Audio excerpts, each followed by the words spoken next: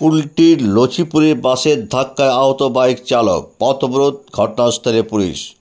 Asansol Durgapur police কমিশনারেটের Kulti থানার নাওদপুর ফাঁড়ির অন্তর্গত লছিপুর মোড় জিটি রোড আজ সকালে একটি বড় বাসের ধাক্কায় গুরুতর আহত এক বাইক চালক।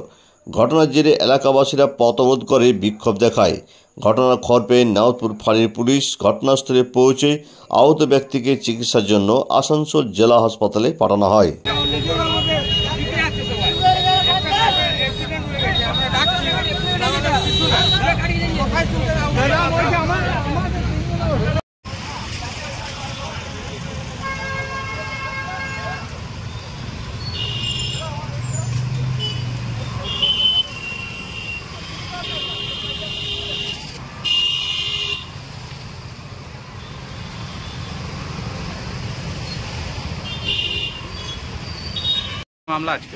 মামলা আছে যে সকাল 8টা, সাড়ে 8টা, 8:35 নাগাদ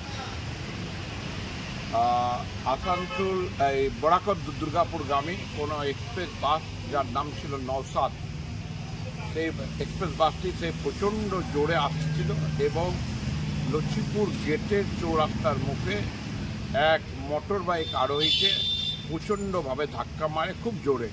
সে সেখানে যায় পড়ে এবং গুরুতর আহত অবস্থা হয়ে যায়। তার সাথে সাথে এখানকার স্থানীয় লোকরা সব বাসটিকে আটকে ওখানে আটকানোর ফলে জিটি জাম হয়ে যায়।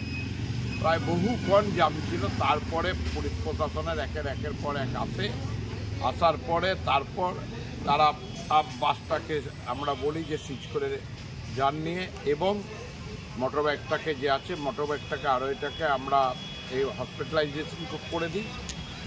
এবং সবথেকে দুঃখের ব্যাপার সেটা হচ্ছে ঘটনা ঘটার পর থেকে এত অ্যাম্বুলেন্স থেকে যারা এখানে স্থানীয় অ্যাম্বুলেন্সের ব্যবসা করে বা অ্যাম্বুলেন্স যাদের আছে তাদেরকে অনেককে ফোন করেছে, কেউ ফোনটা পর্যন্ত উঠায়নি।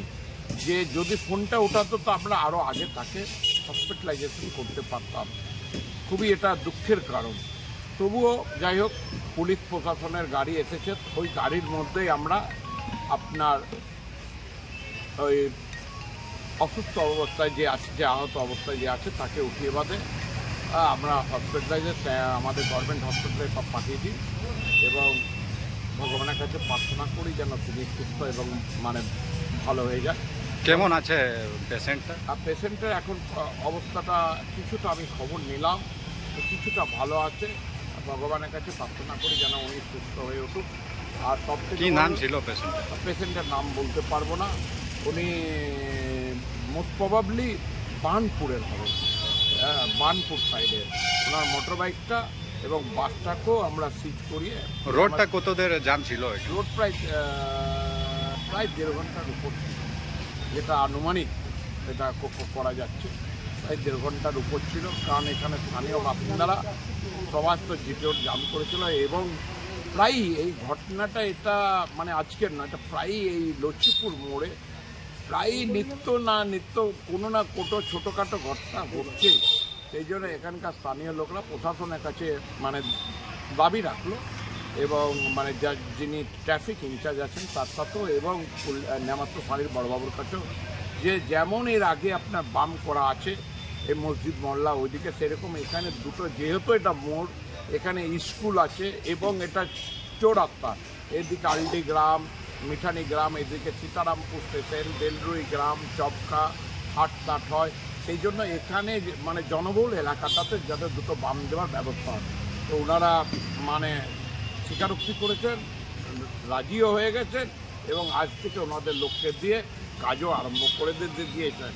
তো আমাদের বক্তব্য একটাই, যে কি বলে বামটা হোক, যেন ড্রাইভার যারা আছে, যারা বাস চালায় বা গাড়ি চালায়, তাদের কাছে একটাই অনুরোধ, জনবহুল এলাকাতে একটু আস্তে চালান। কারণ প্রত্যেক বাড়িরই মা ভাই বোন আছে, কেউ ভাই আছে, কেউ বোন আছে। আর দুর্গাপূজার সময় এইসব ঘটনা ঘটছে, খুবই দুঃখজনক ঘটনা। তাই আমরা ভগবানের কাছে প্রার্থনা করি, ইনি আহত হয়েছেন, ভগবান যেন তার মঙ্গল করে এবং তিনি যেন সুস্থ হয়ে